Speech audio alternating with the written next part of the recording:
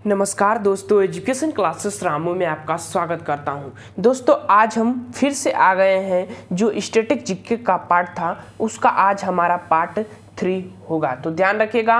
Part 2 जो है, पिछले 2 वीडियो आप नहीं देखेंगे स्टैटिक जीके की, तो उस वीडियो को जरूर देखिएगा अगर आप प्राइमरी सुपर टेट और टेट की तैयारी करते होंगे तो ध्यान रखिएगा। काफ़ी महत्वपूर्ण ये प्रैक्टिस सेट आप लोगों के लिए है। और एक चीज़ बता दें, आज थोड़ा सर्दी हुआ है तो आवाज़ थोड़ा बदला बदला नज़र आए तो एडजस्ट कर लीजिएगा।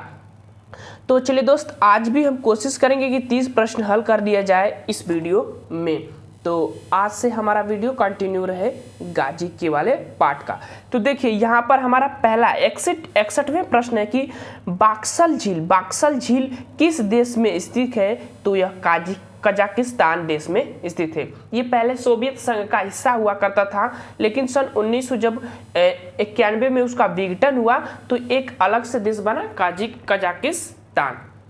तो कजाकिस्तान में ये है, बाक्स झील जो है कजाकिस्तान में है। और सबसे गहरी झील बैकाल झील जो कि रूस में है इस समय। बैकाल झील सबसे गहरी झील है और वह रूस में है, तो ध्यान रखिएगा। आगे चलते हैं 62वें प्रश्न पर।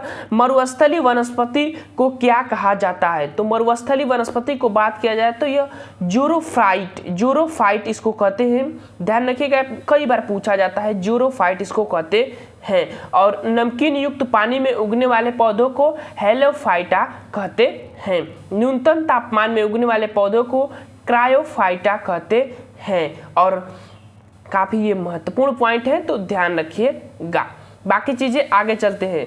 अगला हमारा 63वां प्रश्न है कि इलायची, चाय, काजू के खेती के लिए कौन सी मृदा सर्वाधिक उपयुक्त होती है? तो लेटेराइट मृदा जो है सर्वाधिक महत्वपूर्ण होती है। भारत में बात किया जाए तो भारत के जो भौगोलिक क्षेत्र है उसमें 8 प्रकार की मृदाएं पाई जाती है, लेकिन अगर मुख्य रूप से पूछे तो 4 प्रकार की मृदाएं पाई जाती है। 4 प्रकार की मुख्य रूप से सबसे ज़्यादा हिस्सों पर कह सकते हैं आप, जैसे जलोढ़ मृदा, काली मृदा, लाल मृदा और ये चौथी लेटराइट मृदा। ये मुख्य रूप से 4 प्रमुख मृदाएं होती हैं। लेटराइट मिट्टी की बात किया जाए तो ये जो केरल वाला क्षेत्र है, मलाबार वाला क्षेत्र, जैसे कि ये नीचे वाला क्षेत्र है ना भारत का, अगर हम बात करें तो ये पूरा नीचे वाला जो क्षेत्र है, नीचे वाला एरिया, ये सभी की आसपास के क्षेत्र में, इसी क्षेत्रों में ये सबसे ज़्यादा लेटराइट मिट्टी पाई जाती है। ये खेती योग्य मिट्टी नहीं होती है लेटराइट मिट्टी, तो ध्यान रखिएगा। लगभग 3.5% हिस्से पर पाई जाती है, 4% पर हिस्से पर कह सकते हैं। चाय की खेती के लिए, काजू की खेती के लिए ये काफ़ी महत्वपूर्ण मृदा मानी जाती है, तो ध्यान रखिएगा। केरल वाले हिस्से में दिया गया है। और गरम मसालों का राज्य कौन सा है? तो केरल है, ध्यान रखिएगा। और रबर उत्पादक में पहला राज्य कौन सा है भारत का? तो ये केरल ही है, तो ये भी चीज़ों को ध्यान रखिएगा। अगला पॉइंट पर चलते हैं और 64वां प्रश्न है कि चलैया समिति का संबंध किससे है? तो यह कर सुधार से संबंधित से चलैया समिति है, ध्यान रखिएगा। उसके बाद केलकर समिति का संबंध तो जीएसटी से है। और रंगराजन समिति का संबंध जो है गरीबी क्षेत्र से संबंधित है, रंगराजन समिति। और भी काफ़ी महत्वपूर्ण समितियां हैं, जैसे संथानन समिति की बात करें तो केंद्रीय सतर्कता आयोग से संबंधित है। फजल अली समिति की भी बात करें तो ये राज्य पुनर्गठन आयोग से भी संबंधित है। तो बहुत सी समितियां हैं, लेकिन याद रखिएगा ये जितने दिए गए हैं काफ़ी महत्वपूर्ण है। रंगराजन समिति की संबंध गरीबी से है, केलकर समिति का संबंध जीएसटी से है और चलैया समिति का संबंध कर सुधार से है। बाकी चीज़ें आगे चलते हैं। अगला है हमारा 65 की दिल्ली सल्तनत के लाख बख्श किस शासन को कहा जाता था? तो कुतुबुद्दीन ऐबक को लाख बख्श के नाम से जाना जाता है। ध्यान रखिएगा, दिल्ली सल्तनत में जब मुसलमानों का शासन चल रहा था तो ये पहला जो राजा था कुतुबुद्दीन ऐबक, जिसने गुलाम वंश की स्थापना किया था। तो गुलाम वंश की स्थापना अगर सन की बात किया जाए तो 1206 से लगभग 1299 तक इसका शासन चला था। तो ध्यान रखिएगा, मोहम्मद गोरी का गुलाम था। दरअसल इसकी कहानी ये थी कि मोहम्मद गोरी की जो बेटी थी ना, उससे इसकी जो लव हो गया था। और जब किसी चीज़ का प्यार हो जाता है तो इन लोगों का क्या हुआ कि ये सब मतलब कि एक दूसरे को शादी करने की हो गए थे। तो राजा कोई भी नहीं चाहेगा कि अपने सैनिक से अपनी बेटी की शादी हो, लेकिन मजबूरी में मोहम्मद गोरी ने इसके साथ शादी किया बेटी की मजबूरी में आकर, और फिर उसको उस शादी के बदले में ये क्षेत्र जो है जीता हुआ क्षेत्र था जो मोहम्मद गोरी का, उसको ये दान करना पड़ा मोहम्मद गोरी का जो है कुतुबुद्दीन ऐबक को। फिर मोहम्मद गोरी ये क्षेत्र देकर अपने राज्य की तरफ जा रही थी तो रास्ते में कुछ विद्रोही दल ने आक्रमण किया और उसका वध कर दिया गया था। तो मोहम्मद गोरी मर गया, बस गुलाम वंश बचा था कुतुबुद्दीन ऐबक। कुतुबुद्दीन ऐबक की एक फेमस चीजें बात किया जाए तो ये चारागाह क्या करते हैं, पोलो गेम था जो वह खेलते हुए घोड़े से गिरकर इसकी मृत्यु हो गई थी। तो गुलाम वंश का ये संस्थापक था। और याद रखेगा फिर इसके बाद इसका दामाद इल्तुतमिश जो है इसका शासक बना था। तो अब आगे चलते हैं और आगे है 66वां प्रश्न, मोपला विद्रोह का संबंध केरल राज्य से है। मोपला विद्रोह और एक फेमस चीज याद रखिएगा, कुकी विद्रोह काफी फेमस है। कुकी विद्रोह का संबंध भी मणिपुर राज्य से है। तो कुकी विद्रोह मणिपुर, मोपला विद्रोह केरल से, मोपली जनजाति ने की थी, कुकी जनजाति कहते थे। और संथाल विद्रोह ये छोटा नागपुर का पठार वाला जो क्षेत्र है ना, ये लोग ने संथाल विद्रोह किए थे। तो ध्यान रखिएगा, संथाल विद्रोह का संबंध छोटा नागपुर पसार, मोपला विद्रोह का संबंध केरल से, कुकी विद्रोह का संबंध जो है मणिपुर से है। तो ध्यान रखिएगा। आगे चलते हैं और अगला हमारा पॉइंट है 67, सांप्रदायिक निर्वाचन प्रणाली किस अधिनियम द्वारा लिया गया था? तो 1909 के अधिनियम द्वारा सांप्रदायिक निर्वाचन प्रणाली लिया गया था। इसके तहत क्या हुआ था, पहले ये भी देख लेते हैं कि इस अधिनियम में मार्लो मिल्टो एक्ट भी इसको कहा जाता है, मार्लो मिल्टो सुधार भी आप कह सकते हैं। इसमें मुसलमानों के लिए पृथक निर्वाचन प्रणाली की बात की गई थी जो भारत की एकता और अखंडता को काफी हानि पहुंचाने वाला जो नियम था, कानून था कह सकते हैं। इसीलिए इसको सांप्रदायिक निर्वाचन प्रणाली के नाम से जानते हैं। मतलब अलग से मुसलमानों के लिए निर्वाचन पद्धति लाने की बात कही गई थी। तो इम्पोर्टेंट है, ध्यान रखिएगा, 1909 में आया था। 68 प्रश्न है कि प्रांतों में दैव शासन व्यवस्था किस अधिनियम द्वारा लागू किया गया था? प्रांतों में, तो दैव शासन व्यवस्था 1919 के अधिनियम द्वारा प्रांतों में लागू किया गया था दैव शासन व्यवस्था। इस अधिनियम को मॉन्टेग्यू चेम्सफोर्ड अधिनियम कहा जाता है क्योंकि इन्हीं के समय लाया गया था। तो कह सकते हैं मॉन्टेग्यू चेम्सफोर्ड अधिनियम 1919। 13 अप्रैल 1919 को जलियांवाला बाग हत्याकांड भी हुआ था। तो ध्यान रखिएगा, ऐसे डेट को जोड़कर आप जब सन को सन को जोड़कर याद करेंगे ना तो आसानी से इतिहास याद हो जाता है। बाकी चीजें आगे चलते हैं। मौलिक अधिकारों का उल्लंघन करने पर रिट जारी करने का अधिकार किसके पास है? तो देखिए, सर्वोच्च न्यायालय के पास भी है और उच्च न्यायालय के भी पास है। तो ध्यान रखिएगा, सर्वोच्च न्यायालय अनुच्छेद 32 के तहत और उच्च न्यायालय जो है 226 के तहत ये 5 प्रकार की रिटें जारी करते हैं। याद रखिएगा, अनुच्छेद 32 को भीमराव अंबेडकर ने क्या कहा है? संविधान की आत्मा कहा है। तो ध्यान रखिएगा। आगे चलते हैं और आगे है हमारा प्रश्न नंबर 70। प्रश्न नंबर 70 कहा कि भारत में अब तक कितनी बार राष्ट्रीय आपातकाल लागू किया गया है? कितनी बार पूछ रहा है, तो 3 बार राष्ट्रीय आपातकाल भारत में लागू किया गया है। अनुच्छेद कौन सा रिलेटेड है राष्ट्रीय आपातकाल का? तो अनुच्छेद 352 राष्ट्रीय आपातकाल। और भाग पूछेगा तो 18, भाग 22 थे। संविधान जब बनकर तैयार हुआ था तो उसमें से 18वां भाग जो है राष्ट्रीय जो है आपातकाल, राष्ट्रीय आपातकाल की जो शक्ति है उससे रिलेटेड है। तो एक हमने पढ़ लिया 352 राष्ट्रीय आपातकाल। अब राष्ट्रपति शासन, तो राष्ट्रपति शासन की बात किया जाए तो 356 के तहत राष्ट्रपति शासन लागू किया जाता है। अब वो भी राज्यपाल की सहमति लेनी पड़ती है तब जाकर उस राज्य में राष्ट्रीय आपातकाल लागू किया जाता है। राज्यपाल राष्ट्रपति से सहमति लेता है और राष्ट्रपति भी राज्यपाल की सहमति, उसमें राज्यपाल का पूरा शासन हो जाता है, एक तरह से आप कह सकते हैं। तो ध्यान रखिएगा। और एक और भी है जो 360 है, जिसको हम वित्तीय आपातकाल कहा जाता है। ये अभी तक भारत में एक भी बार लागू नहीं हुआ है। तो ध्यान रखिएगा 360 वाला वित्तीय आपातकाल। तो 3 चीजें ध्यान रखिएगा, 352 दिया है, 356 एक होता है और 360 एक होता है। तो 356 राष्ट्रपति शासन, 360 वित्तीय आपातकाल जो अभी तक नहीं लागू हुआ है, और 352 तो राष्ट्रीय आपातकाल आप समझ ही रहे हैं।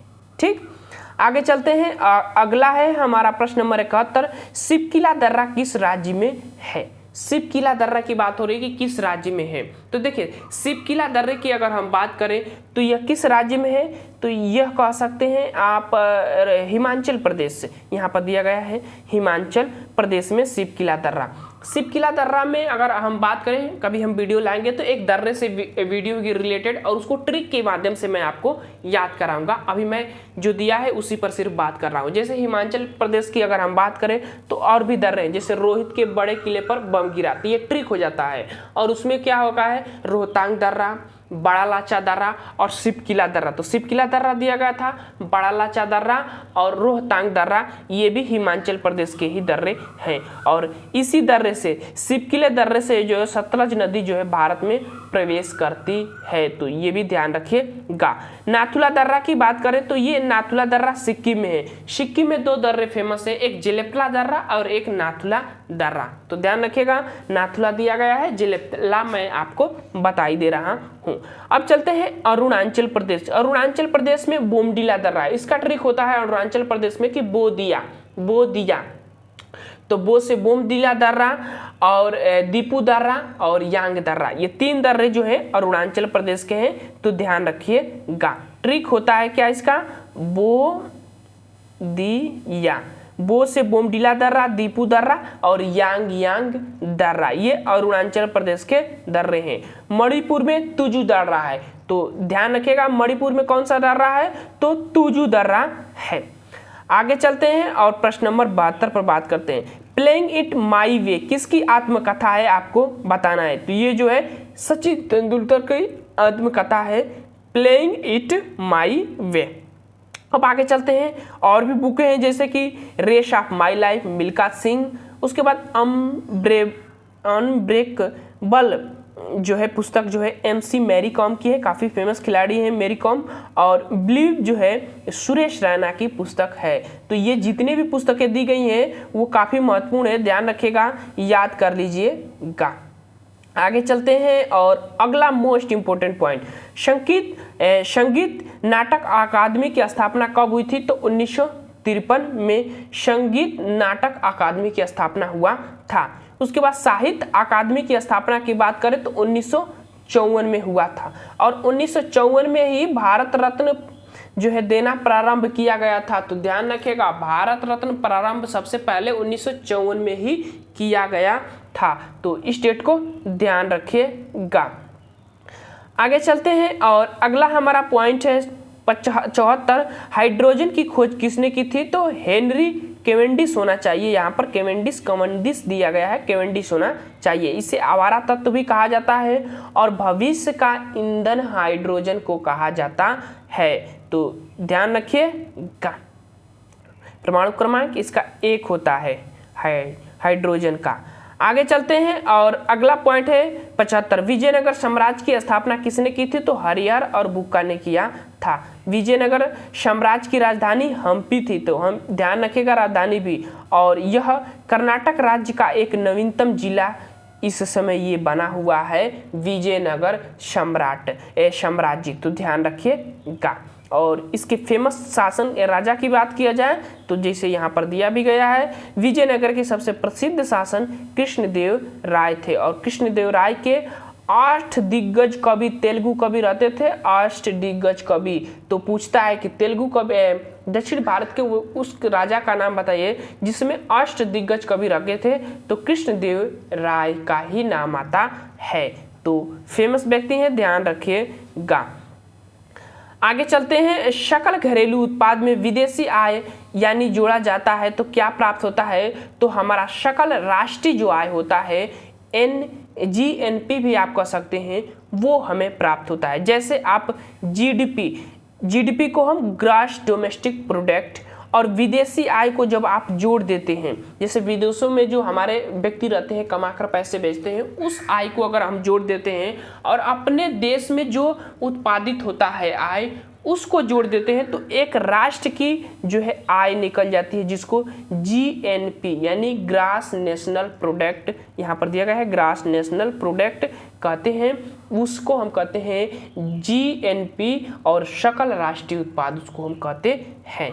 तो ये फुल फॉर्म भी ध्यान रखिएगा, काफ़ी महत्वपूर्ण है। सकल आय, राष्ट्रीय आय निकालने के लिए, एक देश की आय निकालने के लिए उस देश में उत्पादित कितने वस्तु होती हैं, कितने उत्पादित मूल्य होते हैं, और उसके बाद विदेशी आय को जोड़ा जाता है, तब जाकर अपने एक राष्ट्र की आय निकलती है। तो काफ़ी महत्वपूर्ण है इकोनॉमी का ये पार्ट, ध्यान रखिएगा। आगे चलते हैं, किसे कोशिका की ऊर्जा कहा जाता है? तो देखिए, कोशिका की ऊर्जा अगर आपको कह सकते हैं तो ऊर्जा का पावर हाउस माइटोकॉन्ड्रिया को कहा जाता है, जो एटीपी के रूप में ऊर्जा निर्माण करता है। एटीपी का फुल फॉर्म होता है एडिनोसाइन दिया है, एडिनोट्राइफॉस्फेट इसका फुल फॉर्म होता है, ध्यान रखिएगा, एडिनोट्राइफॉस्फेट। और चीज़ हम बात करें तो इसको माइटोकॉन्ड्रिया में संचित होता है, यह भी दिया गया है। माइटोकॉन्ड्रिया को ऊर्जा का पावर हाउस कहते हैं। दरअसल होता क्या कि माइटोकॉन्ड्रिया में एक क्रेब्स साइकिल की प्रक्रियाएं चलती है, जिसमें जो है 38 एटीपी का ऊर्जा निर्माण होता है, जो एक ग्लूकोज के बराबर होता है, 1 ग्राम ग्लूकोज के बराबर होता है, जो हमें ग्लूकोज के रूप में ऊर्जा प्रदान करता है। तो 38 एटीपी की ऊर्जा माइटोकॉन्ड्रिया से हमारे उत्पादित होता है, ध्यान रखिएगा, मोस्ट इम्पोर्टेंट है। और श्वसन की प्रक्रिया मनुष्य में अगर होती है तो वो माइटोकॉन्ड्रिया से होती है। तो ध्यान रखिएगा, कोशिकाओं का शोषण भी आप इसको कह सकते हैं। आगे चलते हैं, और मोस्ट इंपोर्टेंट पॉइंट 78, 42वें संविधान संशोधन कब हुआ था? तो 1976 में। इसको ट्रिक से याद करिए, जैसे कि 4 और 2 को जोड़ेंगे तो 6 हो जाएगा, और यहाँ पर 6 दिया गया है, तो ऐसे जोड़कर ट्रिक याद कर लीजिएगा। 1976 में 42वां संविधान संशोधन हुआ था। तो ध्यान रखिएगा, 42वां संविधान संशोधन अब देखिए, जैसे 42वें संविधान संशोधन की हम बात करें तो 1976 में, जैसे इसको हम क्या कहते हैं, इसे मिनी कॉन्स्टिट्यूशन भी बोलते हैं, यानी कि छोटा संविधान भी कह सकते हैं, क्योंकि इसमें ज़्यादा चीज़ों का संशोधन किया गया था। जैसे इसमें भारतीय संविधान संशोधन में 10 मूल कर्तव्य जो है जोड़े गए थे। रूस से, याद रखिएगा, सोवियत रूस से जुड़े गए थे क्या? तो 10 मौलिक कर्तव्य। उसमें अगर हम बात करें तो 10 जोड़े गए थे, लेकिन 11वां जो मौलिक कर्तव्य है 86वां संविधान संशोधन 2002 में जोड़ा गया था। और इसी 42वें संविधान संशोधन में अगर हम बात करें तो प्रस्तावना की अगर हम बात करें तो उसमें हम 3 शब्द पाते हैं, जो कौन कौन से? तो समाजवादी, पंथ निरपेक्ष और एक अखंडता शब्द जो है प्रस्तावना में जोड़े गए थे। उसके बाद और भी कई पॉइंट है, जैसे कि शिक्षा हो गया, उसके बाद वन्य जीव, उसके बाद नापतोल, मैं आपको बता दे रहा हूँ, शिक्षा, वन्य जीव, नापतोल आदि को ये राज्य सूची से हटाकर समवर्ती सूची में सम्मिलित कर दिया गया था। और कोरम भी समाप्त कर दिया गया था, जो 1/10 पार्ट का कोरम होता है, कि पूरे मंत्रिपरिषद का अगर 1/10 पार्ट व्यक्ति अगर रहते हैं और किसी चीज़ पर बात विमर्श करते हैं तो उसको मान्य किया जाएगा। तो इसी संविधान संशोधन द्वारा इसको हटा दिया गया था, लेकिन जैसे ही अगली सरकार आई तो 1978 में इसको फिर से वापस ला दिया गया था। तो ये थे महत्वपूर्ण इसके संशोधन जो मैंने आपको बताया। आगे चलते हैं, और 79 प्रश्न है कि धूपगढ़ किस पर्वत श्रृंखला की सबसे ऊंची चोटी है? तो सतपुड़ा पर्वत श्रृंखला की सबसे ऊंची चोटी धूपगढ़ है। और ताप्ती नदी, नर्मदा नदी, यही नदियां जो है इस रिफ्ट घाटी की नदियों में, इस पर्वत श्रृंखला में बहने वाली 2 फेमस नदियां हैं, जो डेल्टा का निर्माण नहीं करती हैं। तो ध्यान रखिएगा, मध्य प्रदेश। आगे चलते हैं, और डोडा बेटस नीलगिरी की सबसे ऊंची चोटी है, डोडा बेटस। तो डोडाबेटस जो है दक्षिण भारत की नीलगिरी की जो सबसे ऊंची चोटी है डोडाबेटस, ध्यान रखिएगा। लेकिन ऊंची चोटी नहीं है, दूसरे नंबर की है ऊंची चोटी है। अन्नामुदी की पहाड़ी की जो अन्नामलाई की जो चोटियां होती हैं वो सबसे ऊंची चोटी दक्षिण भारत की होती हैं। उसके बाद इसका नाम आता है नीलगिरी की पहाड़ी का। उसके बाद माउंट केटू ट्रांस हिमालय में सबसे ऊंची चोटी है। और 80 प्रश्न की गुप्त काल के सोने के सिक्के को मुद्रा को कहा जाता था तो दीनार कहते थे। तो ध्यान रखिएगा, सोने के सिक्के को क्या कहा जाता था? दीनार कहा जाता था। और प्रश्न नंबर 81 के सिख धर्म के संस्थापक कौन थे? तो गुरु नानक देव थे। और सिखे के 10वें गुरु की अगर हम बात करें तो गुरु गोविंद सिंह थे सिखों के 10वें गुरु। और एक फेमस व्यक्ति इसमें से एक गुरु थे अर्जुन देव, जिसको औरंगजेब ने जो है, औरंगजेब का नाम आता है ना, रुकिए मैं थोड़ा डिस्टर्ब हूँ यहाँ पर। औरंगजेब नहीं, जहांगीर जो है अपने शाहजादे खुसरो की सहायता के लिए जहांगीर ने गुरु अर्जुन देव को फांसी दे दिया था। तो वो भी सिख धर्म के संबंधित थे, वो गुरु थे। तो ध्यान रखिएगा, इतने पॉइंट जो है मैंने आपको 81 प्रश्न तक मैंने इस वीडियो में पार्ट 3 में करा दिया हूँ। जल्द ही हम अगला पार्ट स्टार्ट करेंगे और उसमें हम यहाँ से एक प्रश्न से स्टार्ट करेंगे, मोहिनीअट्टम वाले प्रश्न से। तो चलिए दोस्तों, वीडियो पसंद आए तो चैनल को लाइक शेयर सब्सक्राइब आप जरूर करेगा। मिलेंगे हम फिर से नेक्स्ट वीडियो में। तो चलिए, thank you for watching this video.